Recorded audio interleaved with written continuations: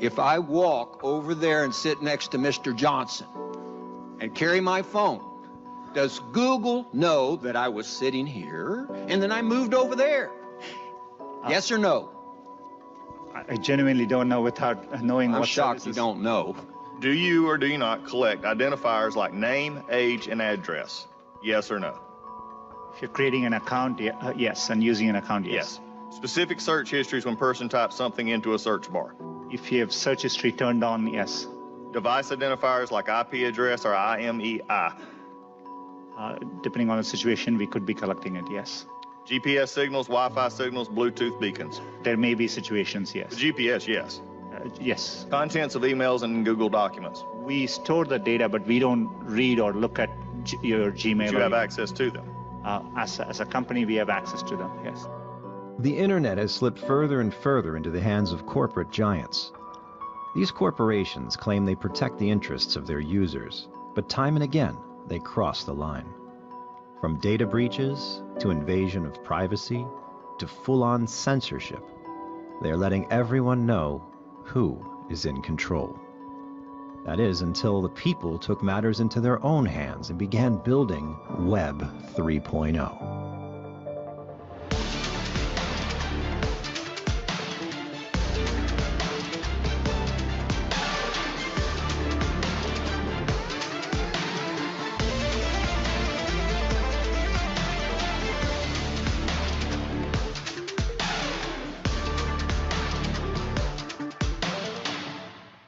Another major setback for Facebook, the social media giant already under fire for not protecting users' private information, now admitting it's been hacked again. This time, many are wondering how safe is their personal information. There is going to be something, a paramount moment, whether it's a massive deplatforming or, some type of censorship, and immediately everybody will realize that there needs to be another way, there has to be another way, and there is another way. And I think you're going to see Web3 really be pushed right into the forefront. Social media platform Twitter has been fined for a glitch that made private tweets public.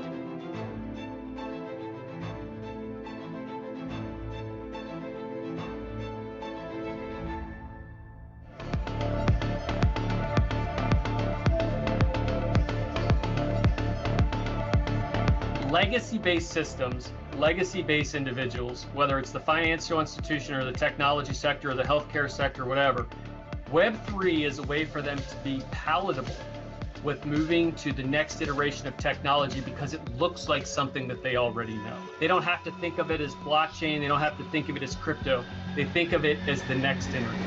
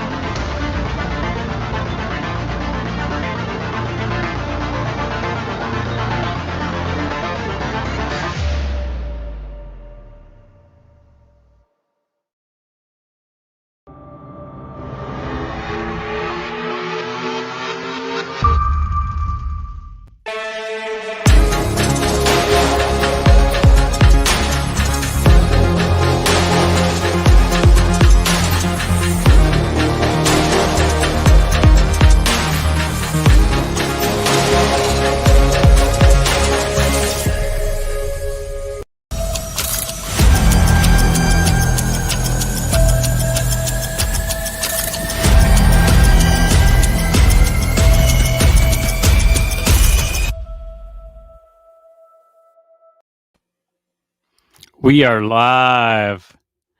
We got a special Awesome. guest. We have two special guests today. So you only thought you were coming for one special guest. We, as Flux, we underpromise and overdeliver every single time. I want to welcome Volter and Jeremy to the live stream today, as well as Ollie, Ollie's holding it down and keeping it going. Woo! Welcome to be here. Excited. Awesome. Thank you, guys. Thank you very much for having me here. I'm really excited about this AMA and what we are going to talk next. Man, I'll tell you what, I couldn't be more excited. Guys, this has been this past month has been an absolute whirlwind. You've seen everything from the Happening to we've thrown some teasers out about what Titan is. We've talked about our snapshot coming up. I mean, what I really wanted to do today is, since we have you guys here, is really kind of get behind the scenes and have you guys talk a little bit about yourself, because you both have very unique stories that I don't think a lot of people know. And that's what I like to do, is I like to take some time for people to get to really know you guys, because to all the Flux Army and the Flux followers out there that are listening to this, these guys have been instrumental and really helping us build the infrastructure that we have today. So guys, Jeremy, you go first and just tell everybody out there a little bit about yourself. Sure. Thanks, Ed. Well, my name's Jeremy, and I've been a blockchain developer for what seems like going on 6 years now. Started small, doing little things, and then just worked my way up to bigger changes. Worked on a variety of different coins, and I built all of the code for the Flux nodes that run on the network. So if you're running a Flux node, you're running some of my code, which is pretty sweet stuff. But yeah, I've just been in this space for a while. I love blockchain, love crypto, I love what it means. The future looks bright for us. So I'm just happy to be here and hopefully answer some cool questions. Yeah, and Jeremy is super impressive. I've known Jeremy for just about as long, and we met in different paths that came together. And he was working for another project whose name will remain unmentioned. Quote the Raven, nevermore. And and he came over to work for Flux, and we were glad to have him. It's been just kind of an awesome relationship. He really is an instrumental part of the team. Volter, what about you? So I am Walter. I'm from Portugal, and I have 37 years old. I've entered the crypto world on 2017.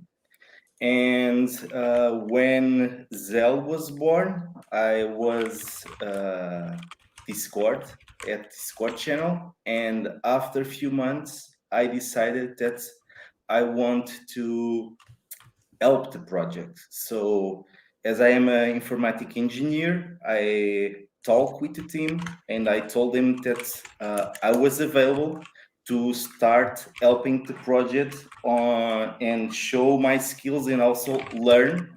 And at that time, I started working on what was called the Zellmate. That was the full node wallet.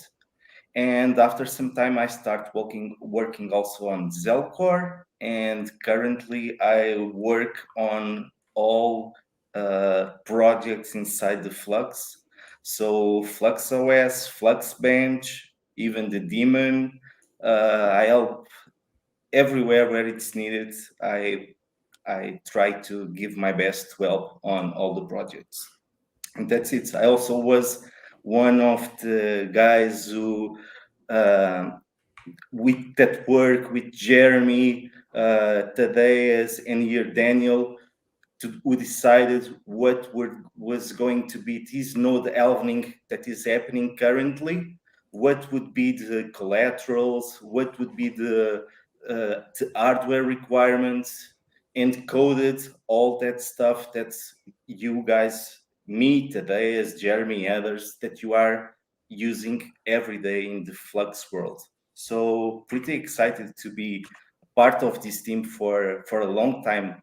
And despite it's only 4 years, it feels like we already know each other for a long time. So it's it's really, really good to be here and be part of the community and be part of this team.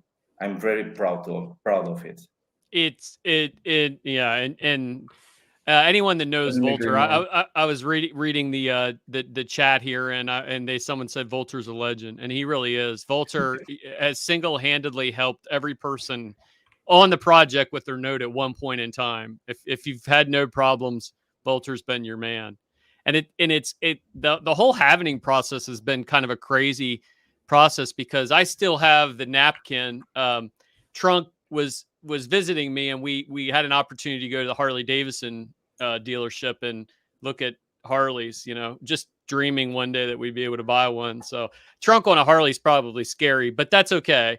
So, we're on the way up the road to the Harley dealership, and Trunk and I are kind of going back and forth about how we believe the halvening would work. And I took a napkin out of because it's the only thing that I could find. And I started to write down exactly the premise of the node halvening almost 3 years ago.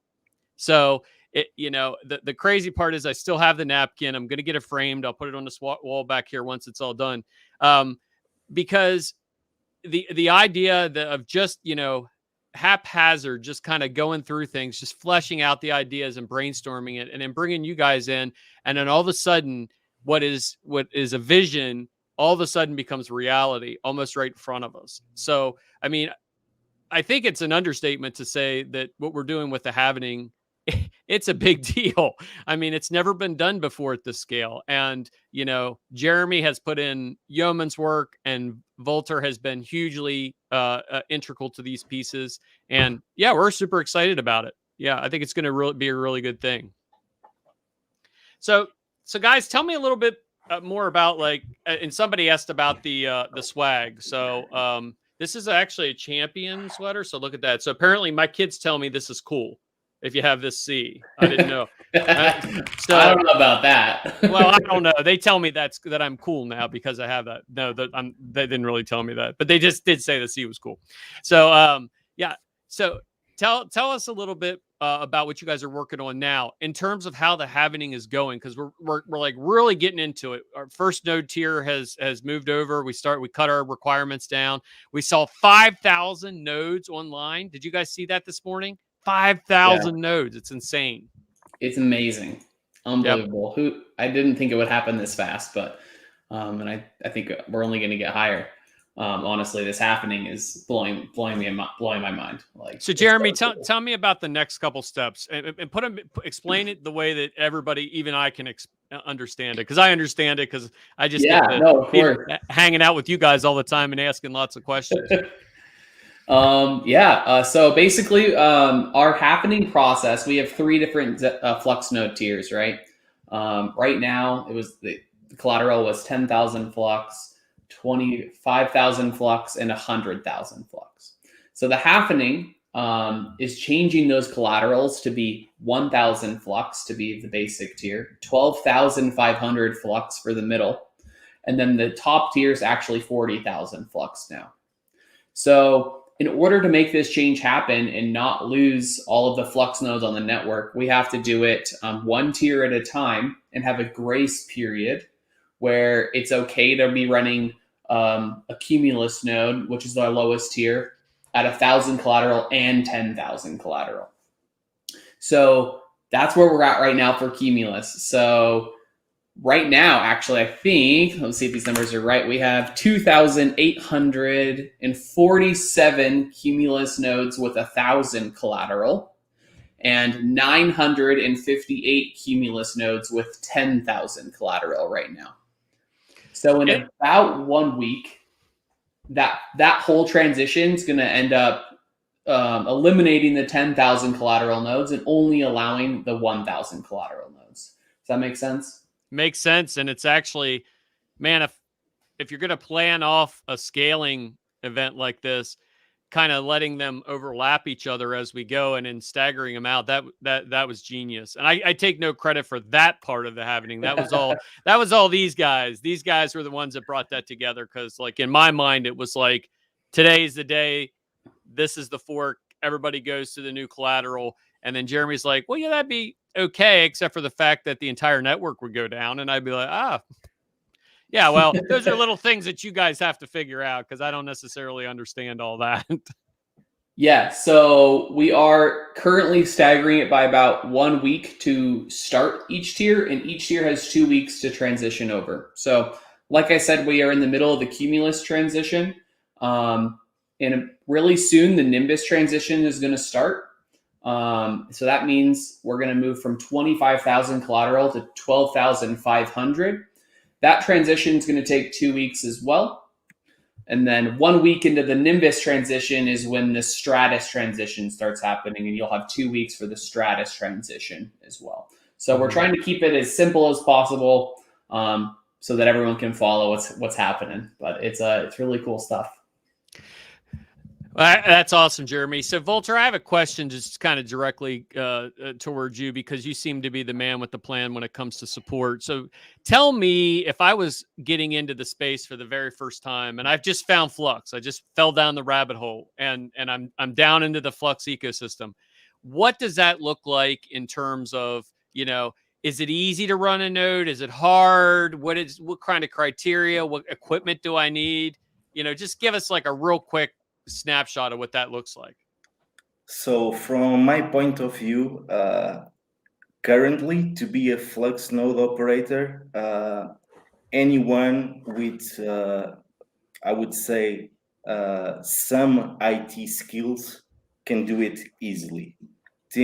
I would say that's the big deal here, or what is the major not issue. The major question is that most people are used to use Windows or Mac, and they are not familiar with Linux. And our Flux nodes runs under Linux. And why? Because it's the most stable operating systems that all the biggest companies use to run infrastructure. Okay? Yeah, Linux is how business gets done, people. Microsoft is great for productivity. Apple's really, and I'll get some hate for this, Apple's really not good for much of anything. That's hard. I like to rib these guys. These guys all have. I'm the only one that still has a PC on the team. So what am I going to do? So, but Linux is where the rubber meets the road, and we get a lot of questions specifically about that, Vulture, about why there isn't an option to run these nodes on Windows. And I think you explained it perfectly. There is we're looking at enterprise-based infrastructure. And for us to run enterprise-based infrastructure, we need something that's reliable, it's scalable, it's well-developed, and it can be deployed. So that, a lot of people don't understand that. They think, it's why can't I run this on Windows?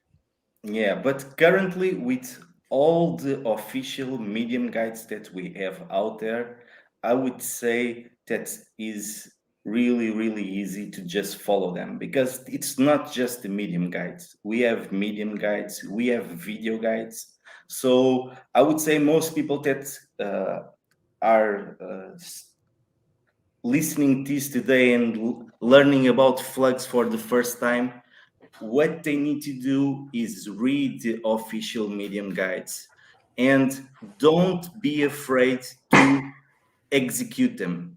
I think that most people go to the support channels or ask for help just because they are using Linux for the first time, and they are just simply afraid, okay, if I execute this now, will I kill my computer or something like that? It's just commands. It's all there. And more than just the medium guides, if you read them, we also have video guides. So if you are still afraid just by reading the medium guides, you go and check. There are Goose video guides, Walter video guides, lots of them, and they show how it's done. So I would say people, before go asking for support just for general questions, go to our official website. There are in there the video guides, the official medium guide, everything is in there. Yeah. So before go just making simple questions, we sometimes I have to tell you, I would like to help everyone putting their nodes online. Yeah, but sometimes we actually have to tell Volter to stop it.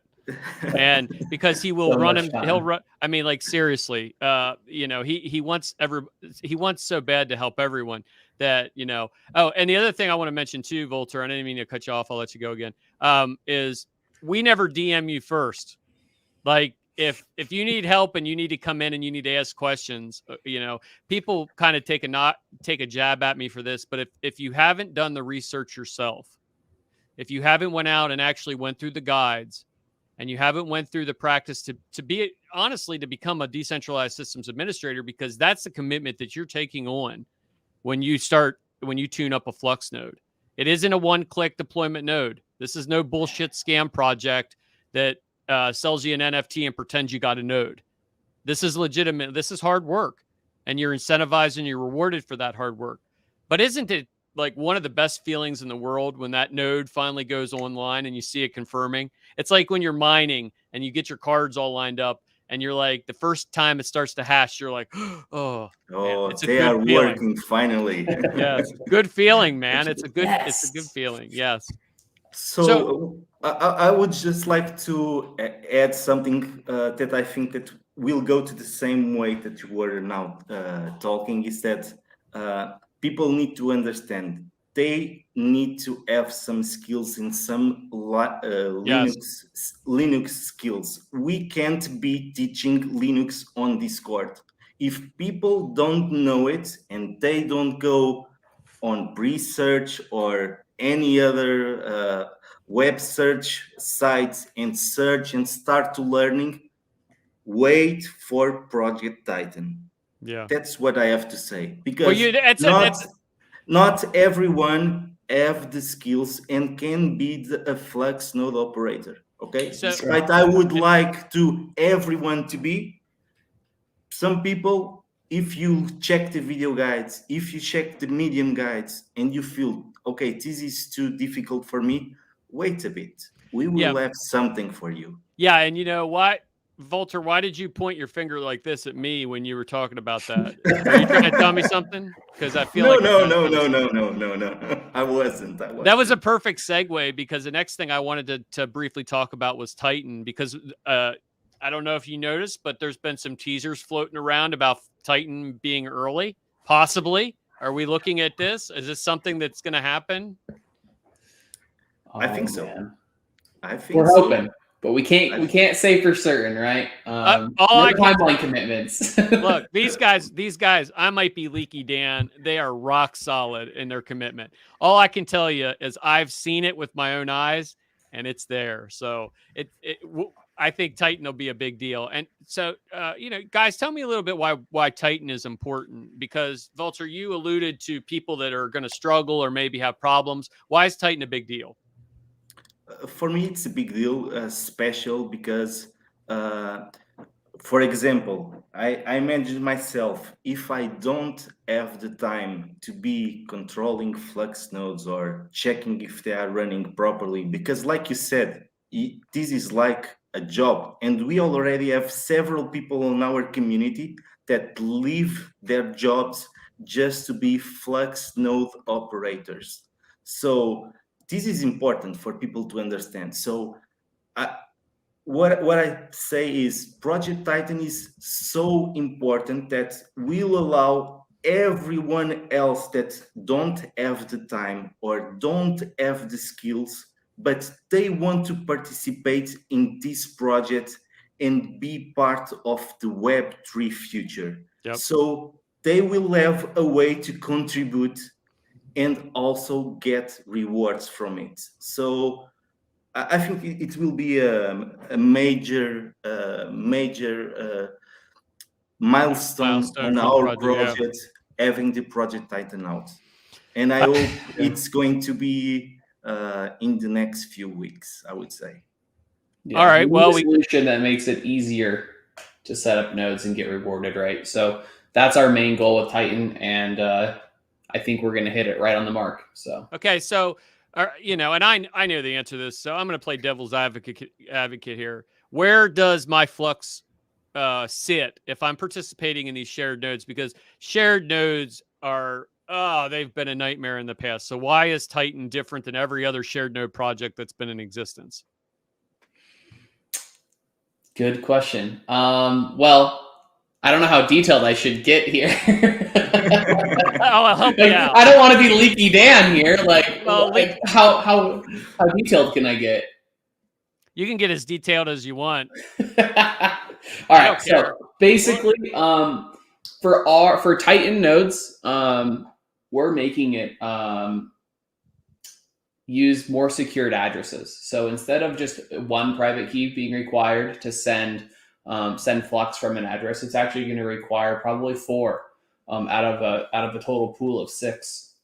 This is going to allow us to really keep an eye on the Flux that people are collateralizing with us and making sure that it's safe, that there is no chance for, somebody to lose the private keys like it's happened with these centralized exchanges in the past, and that Flux goes away. Lose, right? Or they go missing and then out of nowhere, So that's kind of what we're striving for, is a way more secure address schema for our nodes, so that that your funds are safe. And that's kind of what we're building it on. So all of our nodes are going to be running on those types of addresses. There's not going to be a single Flux that's in an address that's not safe. And then that's a big deal, because essentially what we're doing is, we're really pushing for decentralization. That's our goal. And one of the next things I'm going to bring up, and you guys are probably going to choke me for doing it. Titan is a gateway to allow people to participate in the ecosystem, not necessarily be exposed to the risk, the adverse risk of keeping it on a staked on a centralized exchange. Because exchanges love to stake your shit because they keep all your coins, right? And then I still get leery about that. I remember Mt. Gox and all these other. Are they any better today? Maybe, but we're still seeing hacks today. So, yeah, it's true. And I think another big push for decentralization, and one that I think shocks everyone, because we talked about this in quarter 3, quarter 4 of this year, was running multiple nodes from home. And I've seen it. It's like real. You guys want to talk about it? Or you want me to I think I can talk about it. I don't know if you have access to our Discord, but if you have, I would suggest you to check the announcements channel. And there it goes. Yep. Yeah, I think the big thing about this is we're gonna I'll get deeper, because these guys are no good at leaking, and that's good. So essentially, you're going to be able to run 8 nodes from one IP, and that's huge, because that'll allow people to deploy multiple nodes from home. So if I have 4 or 5 Raspberry Pi sitting around, or a Jetson or something like that, and maybe I got an old server that I want to boot up, now I can run up to 8. And people will ask, why is the number 8? 8 was the number that we all agreed on. We want to make sure we err on the side of decentralization. We want to make sure that this project remains decentralized, and we commit to that. So we are limiting people to 8 to prevent these type farms or whatever that pop up out of the middle of nowhere. So decentralization is our goal. But we also want to incentivize and reward. And you guys, this is a leak right here. So if you're not paying attention, pay attention right now. We are going to incentivize and reward individuals that run bare metal at home infrastructure. So let me say that again. We're going to incentivize and reward individuals that run bare metal at home infrastructure. Decentralization is our play. That is our push. And we want to make sure the individuals that are taking the extra steps to deploy that infrastructure in a decentralized manner will be the ones that absolutely get rewarded on top of they're already being rewarded. I'm not poo-pooing on VPS. I'm not saying rip everything off VPS and call it a day. If VPS is what you got, VPS is what you got. But I will tell you this. There's no reason. Volter, you built a node on, how much did you pay for that computer? Like $180. $180. And you deployed which node on there? It was a Cumulus node, but it was just was like all in one box. It was just that and nothing else. I didn't add to buy anything else. Everything was included. So I don't want to hear anybody say that they can't run a node from home. We've got Jetsons now. We have Raspberry Pis. We have cheap computers. We have old servers. Go on Craigslist, Amazon. Look around. There's servers all over the place that you can find nowadays. They'll as long as it meets the benchmarks. That's the key. So don't invest any of your resources in unless you know it passes the benchmark. So yeah, and then I don't know if you have the opportunity to check Discord, but basically what I have done is I have made the announcement that the multi-port nodes is released. So everyone like you guys have no idea what I'm talking about. You just go ahead and release it now. Everyone now can host as like you said, a maximum of 8 nodes at home from a single public IP. Now, how's that? It's one of the things that I have been working on the last few days, and there are some guys that I need to thank. They are not here, but they are part of the team, and I want to say some words for them. I want to give a special thank you to Tom that made an unbelievable job regarding UPnP support. Also to Camille that have been working with me to make these available on the multi-tool box that everyone used to install their Flux nodes. And also to Jeremy and Thaddeus that work also on this and made it available. So we have been working on the last weeks undercover, and on the last few days it's been like secret. I have been testing everything to make sure everything was working properly, and I decided it was a good moment to make the release here live on this AMA. It's like it's like one of the biggest things to happen to the project, and Volter just happens to leak it right on our live. He's just ready. He's just like, I'm ready to click it. Let's get to it. Man. I'm going to click it. Bring it up. Amazing. And I would the only thing I would say on top of that is I just want to put an asterisk out there. We're iterative technology. So if you find something that is messed up, or if you're going through the process and you let us know what's happening, because we're highly involved in all the different parts of the project, and we want to make sure that everything is running seamless. So we're asking, we're not gonna put the term beta on this, but essentially what you guys are doing is you're going to be beta testers for this as we continue to do it. We know it was successful in testnet. When you put it on a mainnet, there could always be a problem. So awesome work, guys, and great announcement. You guys kind of stole my thunder here today. Wow. Ooh, correct. Yeah, I'm going to be running a couple nodes from home for sure. It's going to be so nice. No more, save a little money on VPS bills and run my own hardware. It's going to be awesome. And helping decentralization, one of the key factors of 100%. Our project. And I'm so happy that I bought those 3 Raspberry Pis that have been sitting in the box like a year ago. So now I can finally put them to use, right? So, okay, so I think we're about a half hour through right now. So what I'd like to do is just give a real quick updates. I can't talk. Real quick updates, specifically around some of the dApps that are being deployed. So if you guys have been paying attention, Flux Labs is growing its wings. We have a lot of new projects that are being added every day. We're continuing to roll out some really unique things. Tornado Cash launched today. And if you guys pay close attention, I think you'll see something very interesting come tomorrow.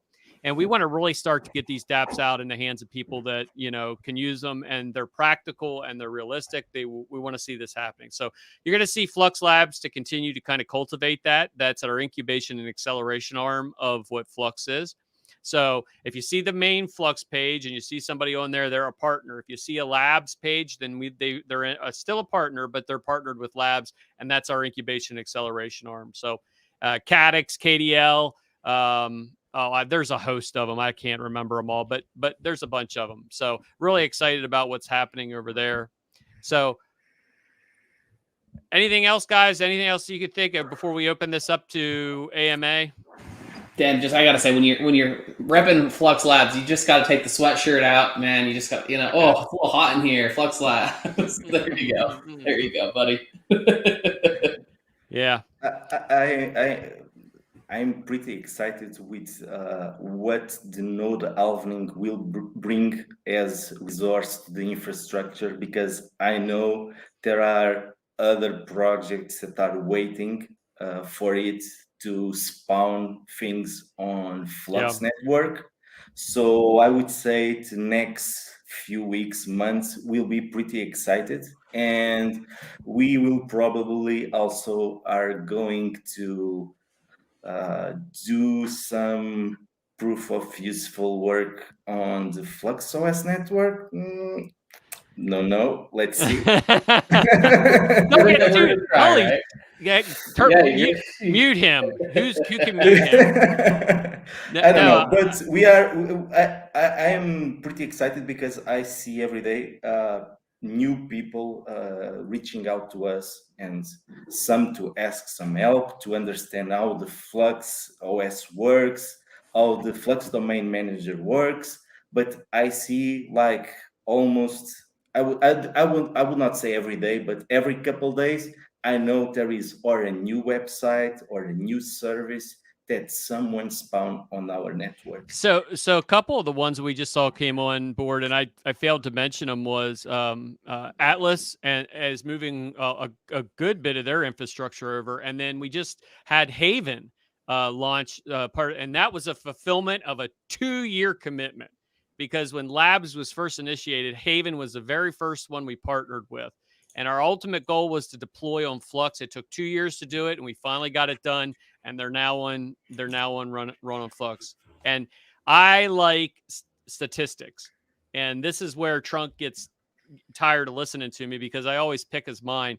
But here's some statistics that I think are very important about the current OS. So we have 5,000 plus nodes. A lot of people say, well, how many do you think we're going to have? I think we're going to have 10,000 nodes. Very short order. I think you're going to see them come online. You could see the speed of what these 5,000 came back online was amazing. I think we're going to have another 10,000 in our off-chain solution as well. So we're going to have another solution, the Cirrus nodes that you can run with 5 Flux, and you can work on AI, edge compute, and things like that. So I think you could see 20,000 nodes by the end of this year, and that's amazing. So what are we built for is the question. And so, I sat down with Tadej, we got into some details, and his best estimate is, as we move through, we're running about between 5,500 and 6,000 instances currently on Flux OS. And that's everything from websites to, there's some oracles in there. There's all kinds of stuff on there. We're 1 million plus, which blew my mind. And I'm like, well, wait a minute. No, you're telling me we have the ability to run 1 million plus instances? Yes. So we have 1 million plus instances, the ability to run that is huge, because big players that come into the space, the people that are in Web 2 legacy infrastructure who want to come in and work on Web 3, they need to be able to scale. They need to have on-demand scaling. As a matter of fact, I talked with a partner today specifically around on-demand scaling. How do we protect their network with our decentralized network? And so these are all statistics that are like blew my mind, but the absolute scale of this project is it's really truly amazing, and you guys are a big part of that. So thank you. All right, let's go, Ollie. Let's queue up the AMA, and let's take it from our list that we have. Plus, whoever drops anything in here, we'll grab it as well. Okay, so let's start with the first question. All right, so how do multiple nodes affect the upload speed requirements? Would 2 cumulus node requires 50 megabit per second upload speed cumulative, or some portion above 25? Okay, I believe I can talk about it. I was going to say, you guys, Volter, I hope like hell you can handle this one. This is why guest spot. If you check the Discord announcement, you will see that on the next few weeks, there will be updates on the Flux bench. We will be start monitoring the internet speed connections. That was something we weren't doing previously. And after that, we will be deciding what we will do, because as you can see on our website, the requirements are in there stated. So we will decide special on this case, like this was asking in here, where I have one instead of one node at my home, I am running several. If we are going to make the requirements adjusted for multi-nodes, or if we stay at what we have on the website as requirements for each node. So in that case, would be if you have 2 cumulus, instead of 25 megabytes per second, you would have to have 50 megabytes per second. So currently, I cannot answer what is going to be what we are going to ban from our network if is not passing those benchmarks. But we will announce it. But we still need to decide regarding this. We already discussed it and have some meetings to talk about it. But first, we need not. I would not say need. We will start just monitoring. Okay. Yep. After we start monitoring, we will probably start lots of going to the next phase. Yeah, next phase. Yeah, we will go to the next phase where if you are not with the requirements, probably your node will go offline. So you have to pay attention, especially if you have a bad internet speed. For sure, we will not allow you to have several nodes running at home. Yeah. Okay. Yeah. Good answer. Important that we keep everything, working as well as it can on a decentralized network. So we need higher speeds, but not super high. So hopefully most people we're trying to get available to run nodes at home. Yeah, these nodes are like actually doing something, right? Yeah, exactly. All right. Next question, Ollie. All right. So next question is, how will the bare metal check be? I'm running VMware EXXI at home. Can that be considered bare metal? If you're we don't necessarily know how that's going to be checked yet, and I mean, there's going to be some consideration into that as well. So we're not there yet in terms of what the requirements will be. We just know that there will be some incentivization for the folks running them at home. Yeah.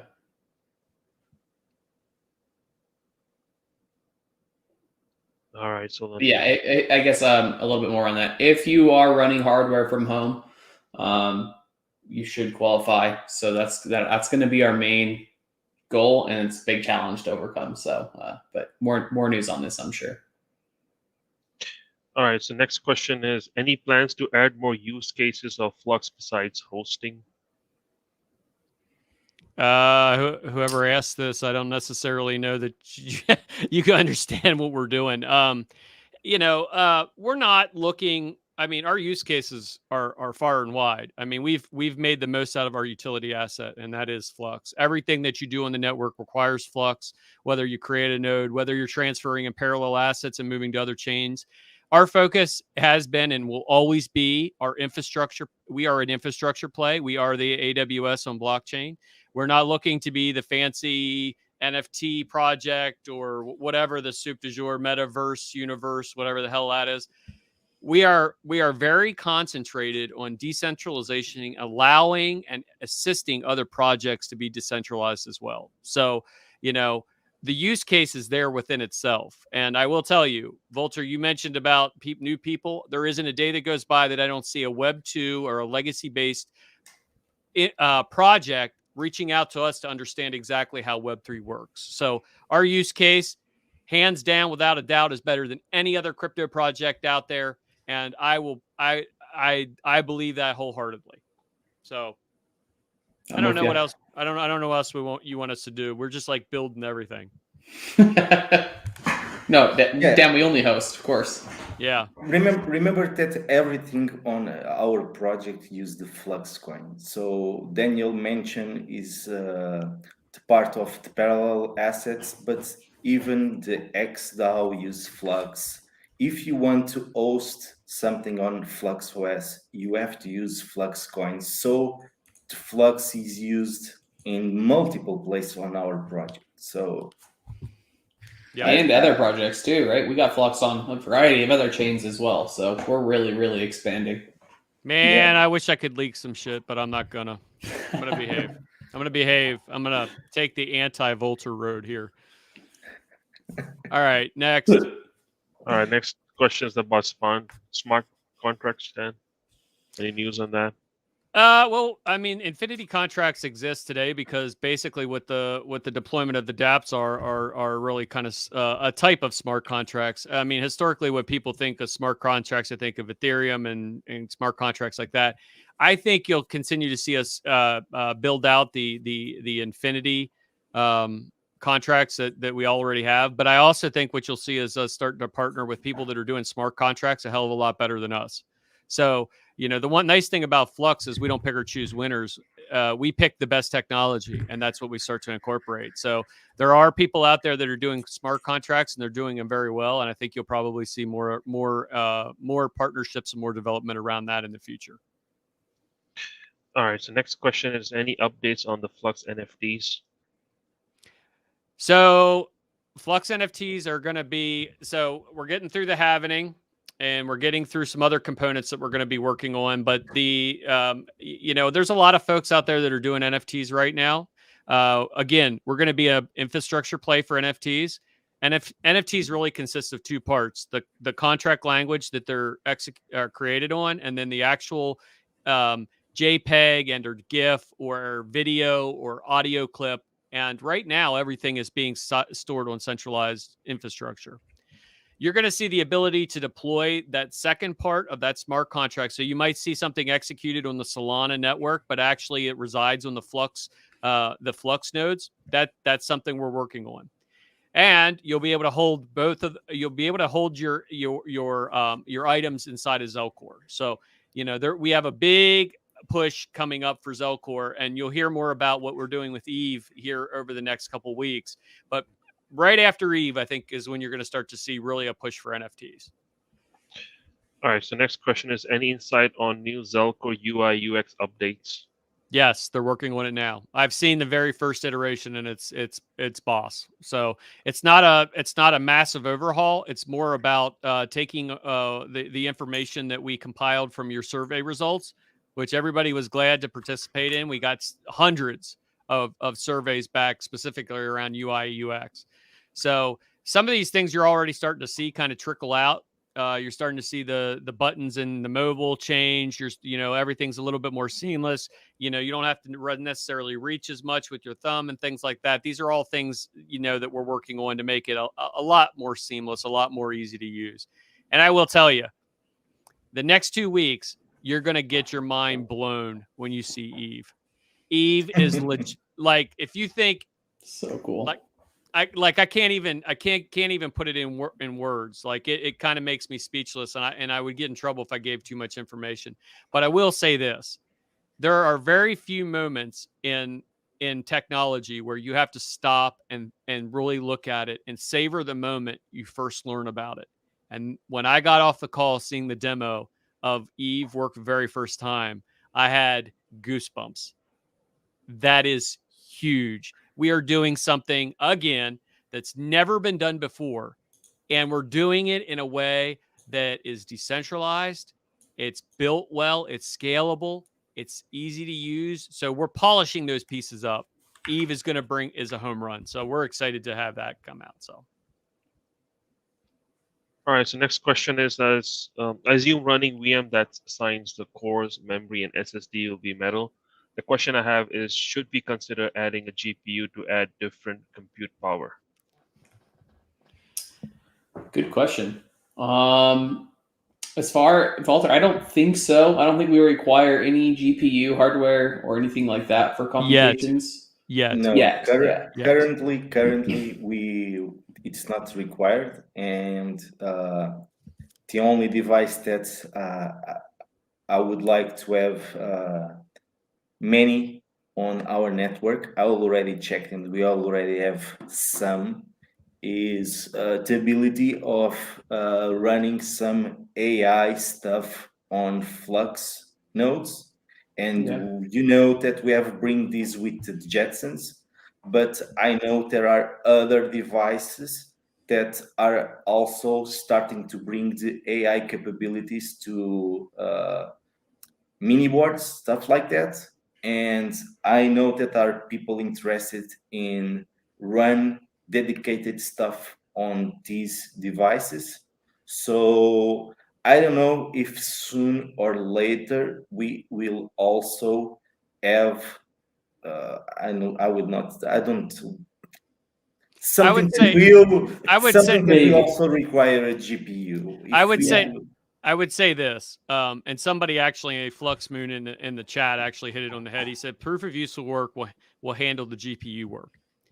So my belief is that that Cirrus node that we're talking about, the computational pieces that do AI, edge compute, so on and so forth.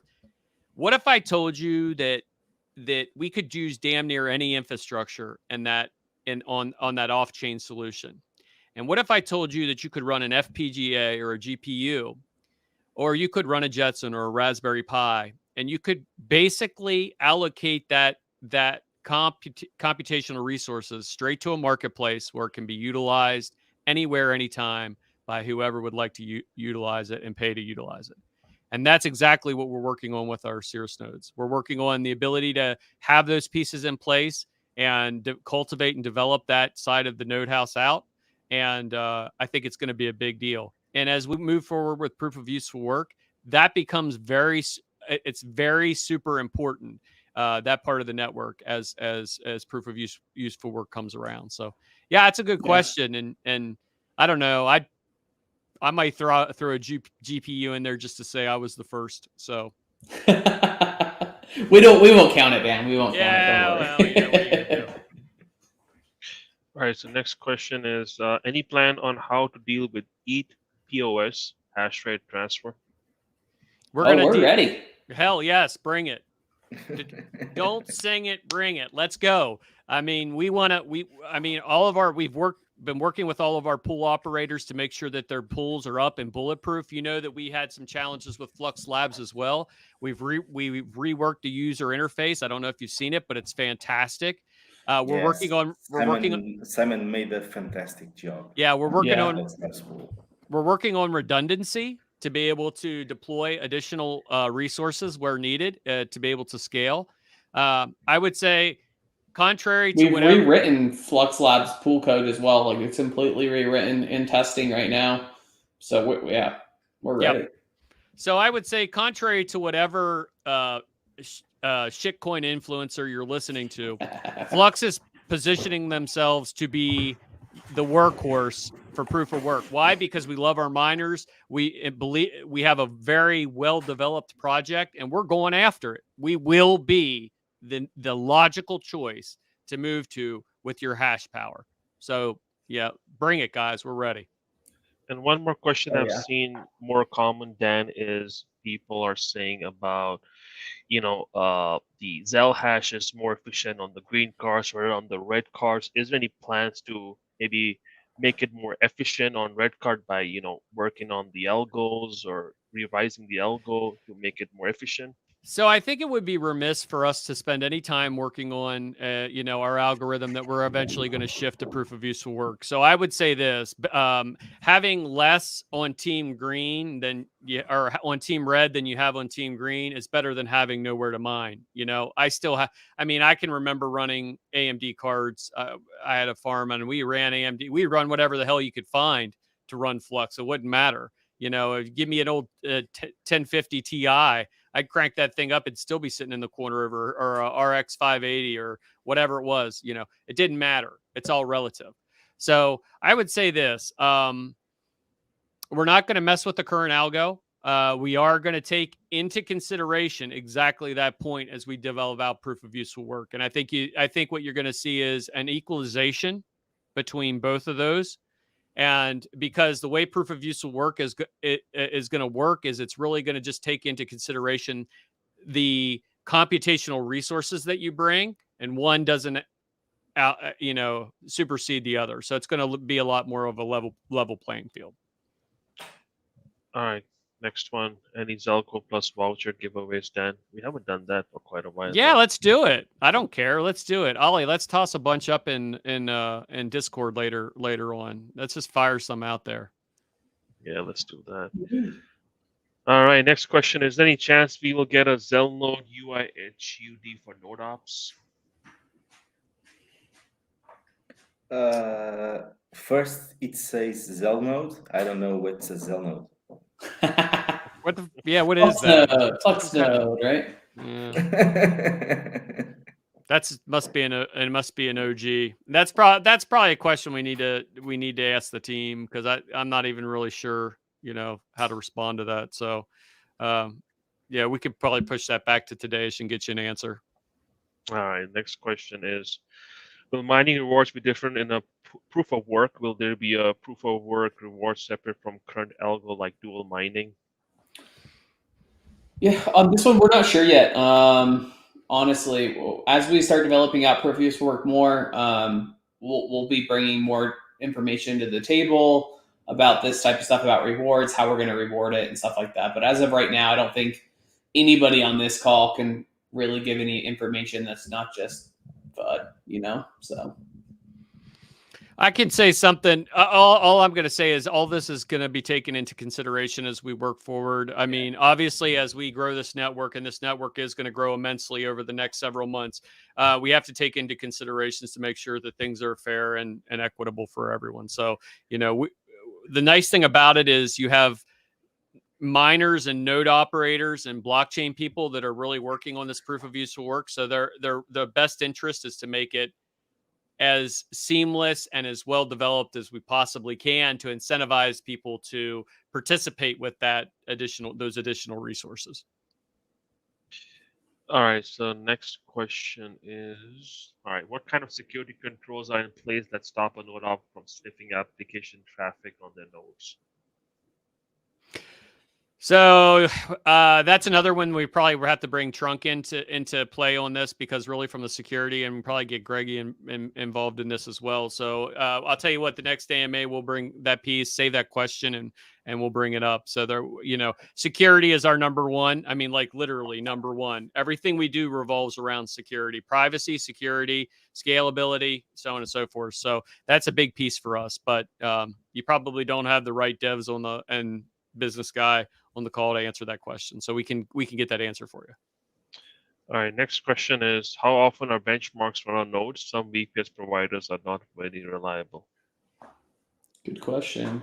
What is it? I will answer and not answer. FluxBench is private, so you don't know the code that's running in there, and we are not going to say how much times and how often is the benchmark executed, but is executed often, because we need to know that your node is reliable and it's passing our requirements, basically. Yeah. So that's it. Yeah, and if your VPS is shit, you may want to consider a different VPS, or you could host that bad boy from home. Yeah, I'm just so saying. hosting it on. Just saying. I'm just putting it out there. All right, we'll take one more question and then we'll wrap it up, Ollie. All right, last question. Will the max supply of Flux Point 440 million ever increase? I can answer this one with a resounding, it will never be more than 440 million. And the reason is when you start messing with the economic model of a project, not only do you punish the people who came into the project with the knowledge that there was a max cap. Max cap is unbelievably important when you're looking at the tokenomics of a project. You have to be very comfortable with what is in circulating supply, what's the max cap, and is this going to dilute me if I invest in this project? You see a lot of these projects that have no cap. Hell, ETH has no cap. And then, of course, they had an ICO, and God knows what's held with VCs. We're not interested in any of that. Same way that, you know, Bitcoin is 21 million, 440 million. That's all you're ever going to see of Flux. No matter how many parallel assets are launched, no matter what changes come to the network, we will never move that cap. So mark it down, timestamp it, and put it down there, because if they're moving the cap, I am dead. I am not anywhere to be found. So if the cap's going up, I'm not around. So no, and these guys all have the same ethos. You know, we believe in good economic policy. Yeah, agreed. I'm with you there.